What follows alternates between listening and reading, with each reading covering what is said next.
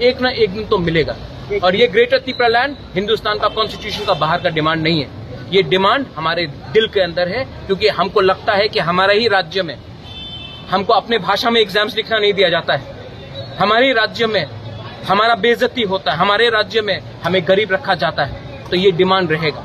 और जो जनजाति मोर्चा का लीडर है उनको बोलिए कि हम ये जो फाइट डिमांड, ये जो हमारा डिमांड है वो सिर्फ एक पार्टी का डिमांड नहीं है, पूरा कम्युनिटी का डिमांड है। महाराज एक र्यूमर है हाँ। कि नौथा बीजेपी के साथ जाने वाले हैं, ऐसा कुछ है? अगर र्यूमर है तो र्यूमर को सच बनाओ, हमारा डिमांड को पूरा करो, हम जाएंगे। अगर नहीं करोगे तो हम देखेंगे। कुछ लीडर बीजेपी में ज्वाइन किया। अरे जाने दो ना, पैसे के लिए किया। मैंने कल बात किया, जो गए थे मैंने कल बात किया, बोला बुबागरा मैं आपको बहुत प्यार करता हूँ लेकिन मेरा मजबूरी है। तो जाओ, मजबूरी से जाओ। कल जब आपका बेटा नौकरी करेगा और गाली खाएगा और थप्पड़ खाएगा, तब वही लीडर इलेक्शन के पहले वापस आएगा और बोलेगा बुबागरा गलती हो गया। जिनको टिकट नहीं मिला वो गए, जिनको पैसा चाहिए वो जा रहे। जाने दो, कोई फर्क नहीं पड़ता।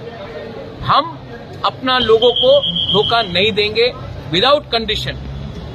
मैं नहीं जाने वाला। और मैंने उस दिन सुना मंच में शुक्ला बैठा है, मंच में आईपीएफटी का लीडर बैठा है और बीजेपी का स्टेट प्रेसिडेंट बोल रहा है त्रिपुरा लैंड नहीं मिलेगा।